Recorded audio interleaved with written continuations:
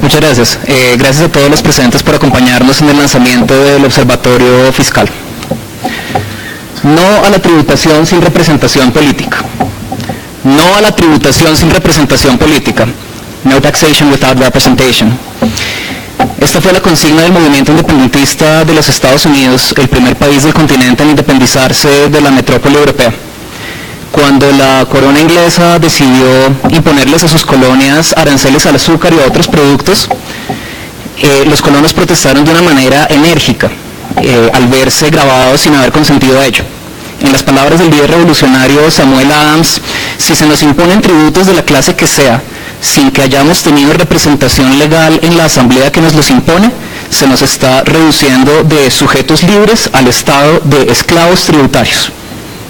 La insistencia del rey Jorge IV y del Parlamento británico en crear nuevos impuestos sin concederles a las colonias la representación en el Parlamento llevó a la guerra de independencia de los Estados Unidos.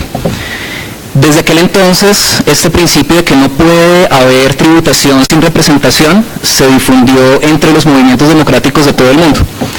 Hoy en día esta es la única justificación aceptada en las sociedades libres para crear nuevos impuestos. Los impuestos los tienen que crear legislaturas elegidas por voto popular.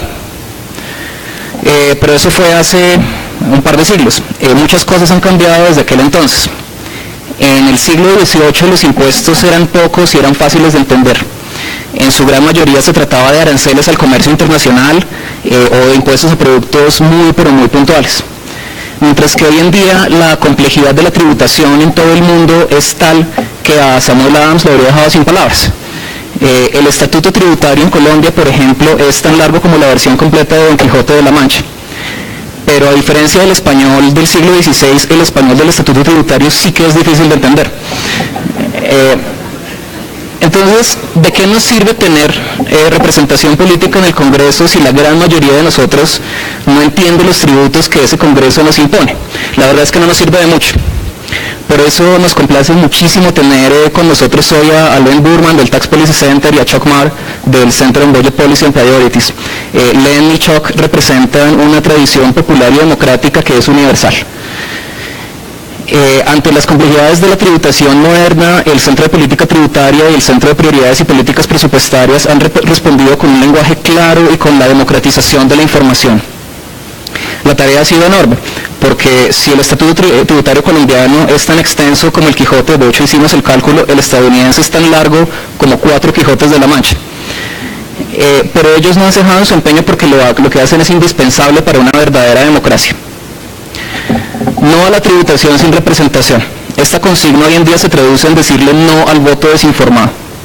Decir no a la tributación sin representación también implica, para los profesionales que por nuestro trabajo estudiamos asuntos tributarios y el gasto gubernamental, que estamos aquí reunidos, representa para nosotros estar dispuestos a aportar nuestros conocimientos y nuestra experiencia a la totalidad del electorado. Una democracia desinformada no es democracia. Y la información solo se puede democratizar, como bien nos lo decían, hablando en lenguaje claro y asequible a los no especialistas. Por esas razones que los hemos invitado esta noche. La Universidad Javeriana ha creado el Observatorio Fiscal en el marco de la prevención universitaria para estos años de posconflicto que comienzan y la lucha contra la corrupción y la consolidación de la democracia colombiana son retos nacionales a cuya solución queremos contribuir. La misión del Observatorio Fiscal es democratizar la información sobre las finanzas públicas en Colombia, es decirle en nuestro contexto nacional no a la tributación sin representación. Es decir también no al gasto sin representación política efectiva. Queremos que la ciudadanía pueda combatir la corrupción y el desperdicio de los recursos públicos a través del voto informado y el activismo civil. Queremos aportar información objetiva e imparcial para el debate político. Vamos a analizar las propuestas de reforma tributaria y de gasto público en el país. Vengan del gobierno, vengan de parlamentarios individuales o de candidatos a cargos de elección pública. Queremos ser una fuente de información veraz para todos, independientemente de sus posiciones políticas. El artículo 363 de la Constitución Política de nuestro país establece que el sistema tributario se funda en los principios de equidad, eficiencia y progresividad. Un componente esencial de nuestra misión es contarle al público qué propuestas políticas propenden hacia esos fines y cuáles nos alejan de la meta que nos hemos propuesto como país. Entonces vamos a evaluar la eficiencia de las propuestas tributarias. ¿Eso qué quiere decir? Quiere decir que vamos a analizarlas y a informarle al público si los impuestos ayudan al crecimiento económico o si lo impiden. Vamos a evaluar también la equidad y la progresividad de los impuestos que son mandato constitucional. Un régimen tributario progresivo, como ustedes saben, es aquel en el cual los más afortunados asumen una responsabilidad de solidaridad social y contribuyen un mayor porcentaje de sus ingresos al fisco que los más necesitados. Un ejemplo interesante, en la última reforma tributaria se eliminó el impuesto a la riqueza, que afecta a unos pocos, mientras que se mantuvo el 4 por mil, que afecta más fuertemente a los asalariados. Y si bien ambos impuestos contribuían más o menos lo mismo a las arcas del Estado, el impuesto que sobrevivió fue el 4 por mil. ¿Cuál es nuestro papel en una situación como estas? Es lograr que este tipo de cambios no se hagan sin una discusión pública amplia acerca de si nos llevan o no al tipo de sociedad que queremos tener. El observatorio también existe con el propósito explícito de acercarse y apoyar a los medios de comunicación.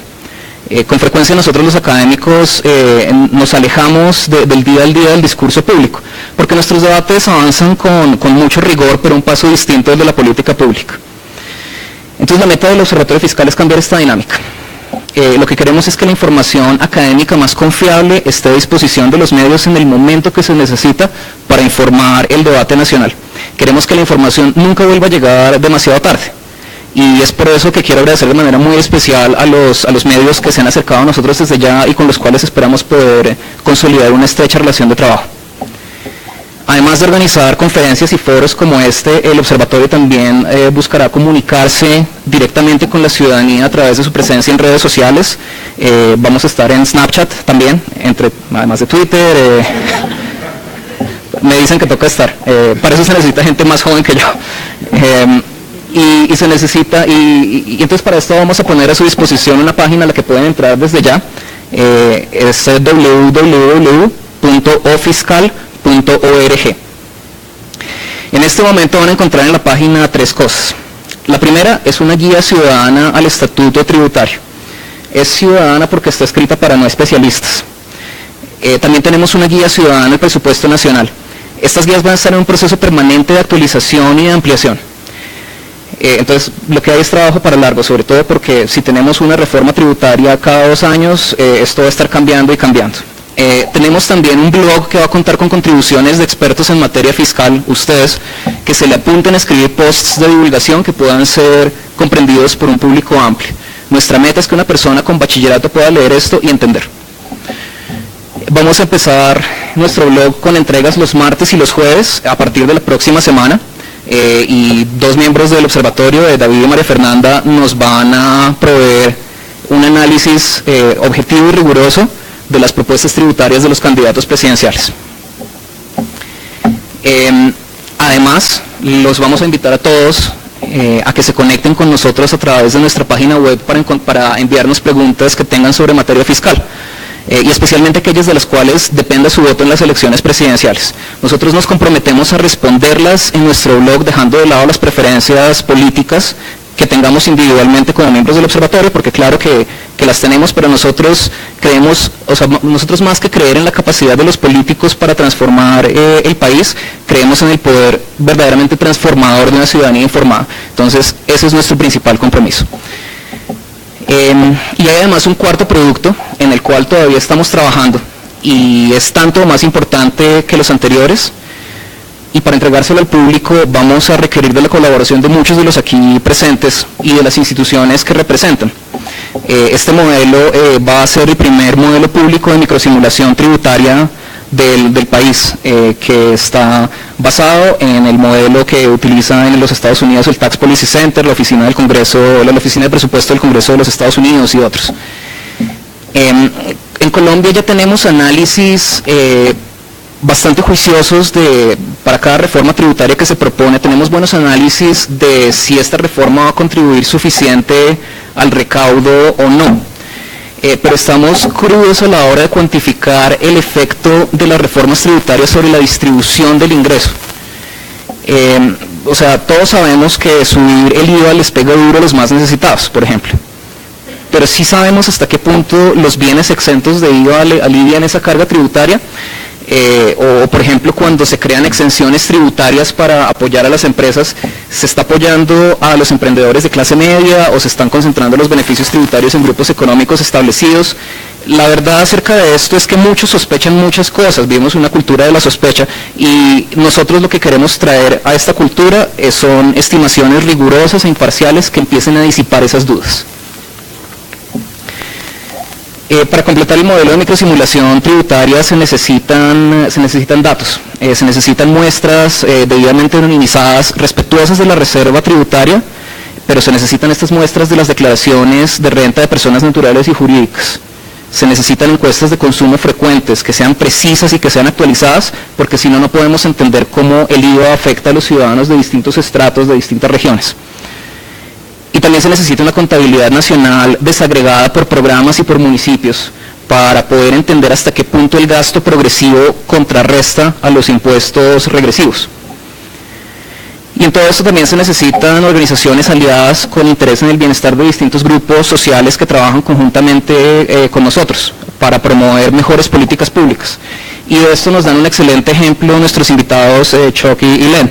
El Tax Policy Center se enfoca en la microsimulación tributaria, mientras que el CDPP se especializa en los aspectos legislativos que conlleva el poner en práctica las recomendaciones de política pública que se derivan de este modelo.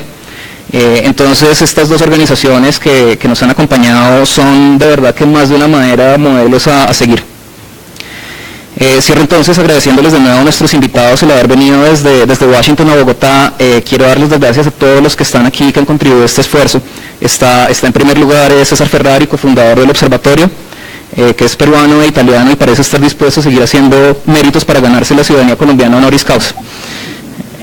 También le agradezco a mi amigo Jeff Brown, el director tecnológico del observatorio, quien se demoró menos en aceptar venir a Colombia como miembro fundador de esta organización de lo que nos demoramos en proponérselo. Le doy las gracias a David Suárez, el asesor tributario del observatorio, quien reconoce abiertamente que de noche tiene pesadillas sobre impuestos antitécnicos y que se levanta pensando en exenciones tributarias, y a todos nos transmite ese mismo entusiasmo. Le doy gracias a Lilia Salgado por su invaluable apoyo administrativo y le doy gracias totales a María Fernanda Gómez, nuestra asesora de presupuesto nacional del observatorio, quien además de escribir la guía ciudadana al presupuesto, coordinó este evento, la realización de nuestra página web y mil cosas más. Hay muchas personas que con o sin razón piensan que buscar la transformación de la sociedad y las instituciones es como luchar contra molinos de viento, pero estar rodeada de gente a la que eso le trae sin cuidado es un privilegio enorme. Muchísimas gracias.